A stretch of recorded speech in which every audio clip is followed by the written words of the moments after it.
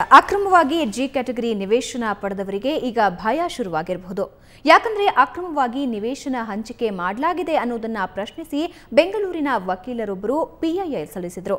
ಈ ಅರ್ಜಿಯ ವಿಚಾರಣೆ ನಡೆಸಿದ ಹೈಕೋರ್ಟ್ ಫಲಾನುಭವಿಗಳ ವಿಚಾರಣೆ ನಡೆಸೋದಕ್ಕೆ 3 ಸದಸ್ಯರ ಸಮಿತಿ ರಚಿಸಲು ಸರ್ಕಾರಕ್ಕೆ ಆದೇಶಿಸಿದೆ.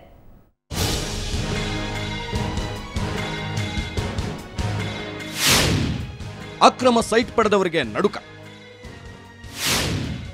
ಹಂಚಿಕೆ ಮರುಪರಿಶೀಲಿಸಲು ಸಮಿತಿ ರಚನೆ, 4 ತಿಂಗಳಲ್ಲಿ ವರದಿ ಸಲ್ಲಿಸಲು ಆದೇಶ. ಬಿಡಿಎಯಿಂದ 153 ಜನ ಅಕ್ರಮವಾಗಿ ಜಿ ಕ್ಯಾಟಗರಿ ಸೈಟ್ ಪಡೆದಿದ್ದಾರೆಂದು ಆರೋಪಿಸಿ ವಕೀಲ ವಾಸುದೇವ್ ಅನ್ನುವರು ಹೈಕೋರ್ಟ್ಗೆ ಪಿಐಎಲ್ ಸಲ್ಲಿಸಿದ್ರು.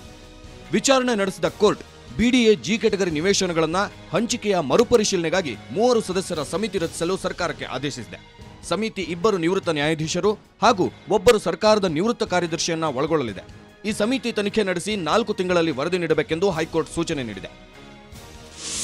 ಇವು 3 ಜನನ್ನು ಕಮಿಟಿ ಕಾನ್ಸ್ಟಿಟ್ಯೂಟ್ ಮಾಡಿ ಇವರುಗಳು 4 ತಿಂಗಳೊಳಗಡೆ ಈ ಅಲರ್ಟ್ ಆಗಿರ್ತಕ್ಕಂಥ ಸೈಟ್ಗಳನ್ನೆಲ್ಲ ಕಾನೂನು ಬಾಹಿರವಾಗಿದೆಯಾ ಕಾನೂನು ಬದ್ಧವಾಗಿದೆಯಾ ಅನ್ನೋದನ್ನು ತೀರ್ಮಾನ ಮಾಡಿ ಆಮೇಲೆ ಅವರ ರೆಕಮೆಂಡೇಷನ್ ಮೇಲೆ ಬಿಡಿಎ ಈ ಸೈಟ್ಗಳು ಯಾವ್ಯಾವುದು ಇಲ್ಲಿಗಲ್ ಆಗಿ ಅಲರ್ಟ್ ಆಗಿದೆಯೋ ಅದನ್ನೆಲ್ಲ ಕ್ಯಾನ್ಸಲ್ ಮಾಡಬೇಕು ಅಂತ ಹೇಳ್ಬಿಟ್ಟು ಆರ್ಡರ್ ಮಾಡಿದ್ದಾರೆ.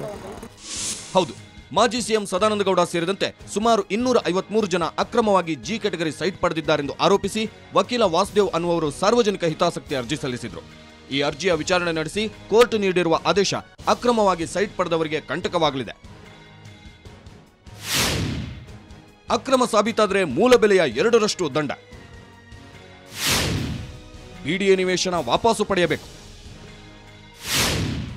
ನಿವೇಶನ ಮಾರಾಟ, ಕಟ್ಟಡ ಕಟ್ಟುವುದಕ್ಕೆ ತಡೆ. ಹೌದು, ಅಕ್ರಮವಾಗಿ ಸೈಟ್ ಪಡೆದಿರುವುದು ಸಾಬೀತಾದರೆ ನಿವೇಶನದ ಮೂಲ ಬೆಲೆ 2ರಷ್ಟು ಹಣ ದಂಡವಾಗಿ ವಸೂಲಿ ಮಾಡಲಾಗುವುದು. ಅಕ್ರಮ ನಿವೇಶನಗಳನ್ನು ಬಿಡಿಎ ವಾಪಸು ಪಡೆದುಕೊಳ್ಳಬೇಕು. ಜೊತೆಗೆ ಇಂದಿನಿಂದ ನಿವೇಶನವನ್ನ ಮಾರಾಟ ಮಾಡುವುದಾಗಲಿ ಇಲ್ಲ ನಿರ್ಮಾಣವನ್ನಾಗಲಿ ಮಾಡಬಾರದು ಅಂತ ಹೈಕೋರ್ಟ್ ಆದೇಶ ನೀಡಿದೆ.